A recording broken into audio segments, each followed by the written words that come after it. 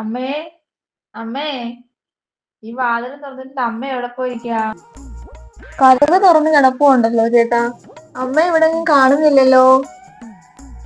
അതേ, നമ്മൾ വരുന്ന അറിഞ്ഞിട്ടേ അമ്മ എങ്ങോട്ടെങ്കിലും മാറി നിൽക്കുന്നതായിരിക്കും. അതെ, അളിയൻ ഗൾഫിലാണ്. അപ്പൊ നമുക്ക് കിട്ടാനുള്ള സ്ത്രീധനത്തിന്റെ കാര്യത്തിൽ ഒരു തീരുമാനമാക്കണം. ഇപ്പൊ പിടിച്ചാൽ നമുക്ക് കിട്ടാനുള്ളത് കിട്ടും, അല്ലെങ്കിൽ നീ ഇവിടെ തന്നെ നിൽക്കും. ഏയ്, നിന്റെ ആങ്ങൾ ഇവിടെ കിടക്കുന്നില്ല. നിന്റെ ആങ്ങൾ എഴുതിയുണ്ടല്ലോ. അല്ല, അളിയനൊക്കെ എത്തി. ആരത്? അളിയനോ? ഞാൻ ഇവിടെ തന്നെ. അളിയൻ ഡ്രസ് എടുത്തോ. ഞാൻ ഇവിടെ തന്നെ ഉണ്ട്. ഞാൻ എങ്ങും പോകുന്നില്ല. ഞാൻ ഇവിടെ തന്നെ ഉണ്ട്. ഞാൻ രാവിലെ എത്തിയാലേ ഉറക്ക ക്ഷീണം കൊണ്ടേ കിടന്നു പോയതാ. അളി ഒറ്റക്കുള്ളൂ? പെങ്ങളുണ്ടാ? ഏട്ടൻ എപ്പോഴാ വന്നേ? പറയാണ്ട് വന്നതല്ലേ?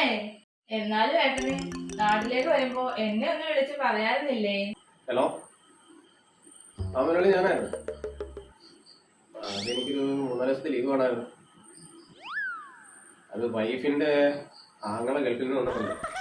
അപ്പൊ അതിന്റെ 2 കാര്യങ്ങൾക്ക് വേണ്ടിയിട്ട് 3 ദിവസത്തേക്ക് ഞാൻ കാണത്തില്ല. അത് പറയാൻ വേണ്ടി വിളിച്ചതാണ്.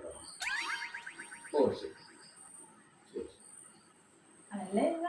ജോലിക്ക് പോയിട്ടുള്ളേ.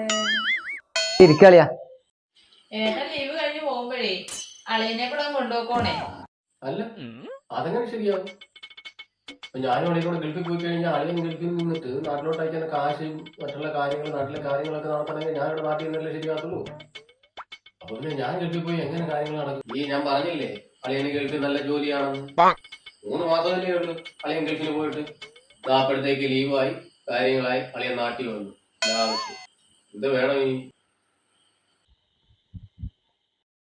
അശ്വതിയെ, നിങ്ങൾ എന്തൊക്കെ ഈ പറയുന്നത്? ഞാൻ പോയി അവിടെ ജോലിയൊന്നും ഇല്ല. 3 മാസം അവിടെ കറങ്ങി തിരിച്ചു. ജോലി കിട്ടിയില്ല, വിസയില്ല.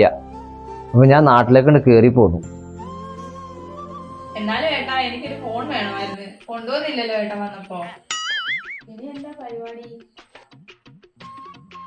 ഞാനും വന്നില്ലേ, ഒരാഴ്ച കൂടെ നിൽക്കാം. എന്തൊക്കെയായി മലപ്പുറം